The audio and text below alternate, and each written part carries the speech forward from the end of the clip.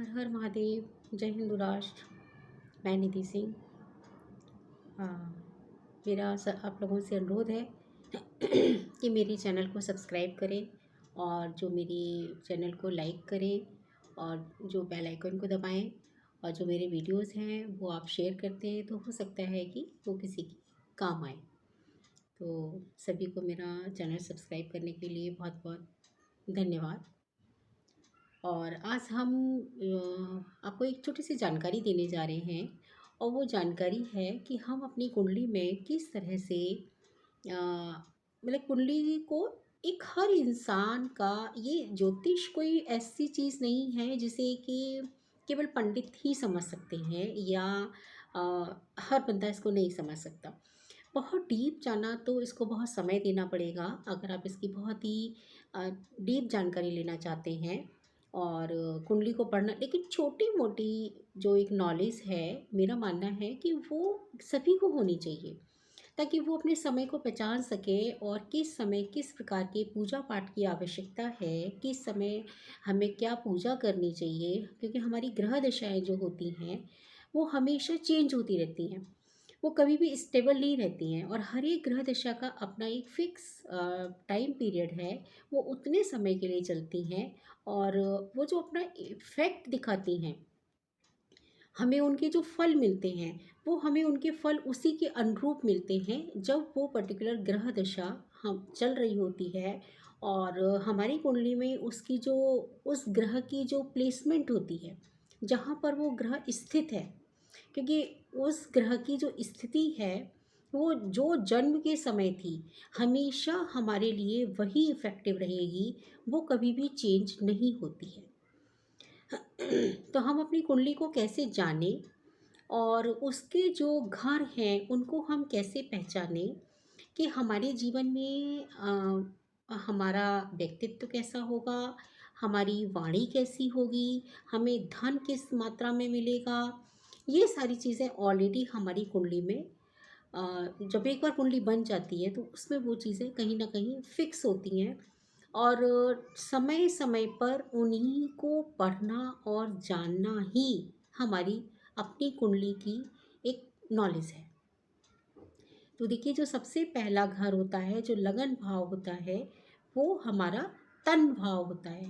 मतलब उससे हमारे जो शरीर की संरचना है उसके विषय में हमें पता चलता है कि ये व्यक्ति कैसा होगा।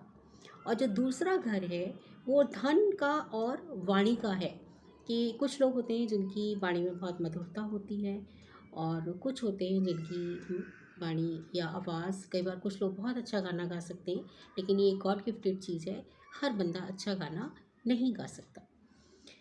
और जो तीसरा भाव है वो भाई का भाव है, छोटे भाई बहनों का भाव है जो तीसरा घर है वो। और जो चौथा घर है वो माता का भाव है और जो पांचवा घर है वो संतान का भाव है। हमें पता चलता है कि हमारी संतान कैसी होगी। और जो कई बार एवर्शन हो जाते हैं लड़कियों के आफ्टर मैरिज, तो वो भी कहीं ना कहीं वहाँ पर कुछ ग्रह इस प्रकार के बैठे होते हैं जो कि एक सेफ प्रेगनेंसी नहीं हो पाती है। तो ये भी हमारी कुंडली में कहीं ना कहीं देख करके बताया जा सकता है और उस समय को टाला जा सकता है जब ये ग्रह दशा या अंतर्दशा चल रही हो। और इसी प्रकार से जो छठा घर है वो रोग ऋण शत्रु का घर है। और जो सातवां घर है वो हमारे दाम्पत्य सुख का और नौकरी का और पार्टनरशिप का घर है।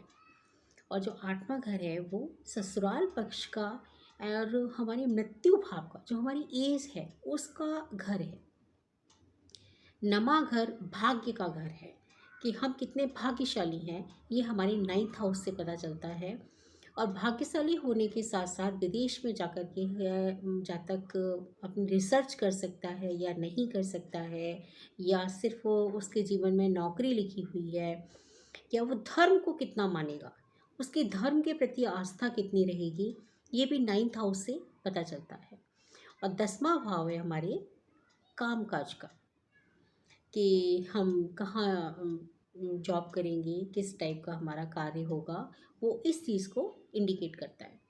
और जो 11th हाउस है वो हमारे लाभ का घर माना गया है, और साथ में बड़े भाई बहनों का घर माना, कि हमें अपने बड़े भाई बहनों से कितना सहयोग मिलेगा और वो हमारे लिए कितने सहयोगकारी होंगे, और हमें अपने उसमें कार्यों में कितना लाभ मिलेगा, ये 11वें घर से पता चलता है।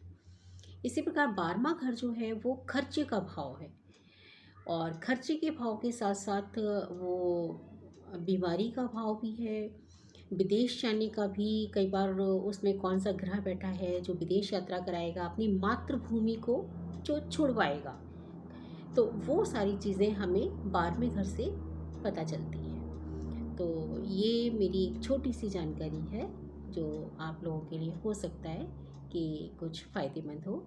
और अगर आप लोग कोई भी मुझसे कांटेक्ट करना चाहते हैं तो मेरा मोबाइल नंबर है 7703990466।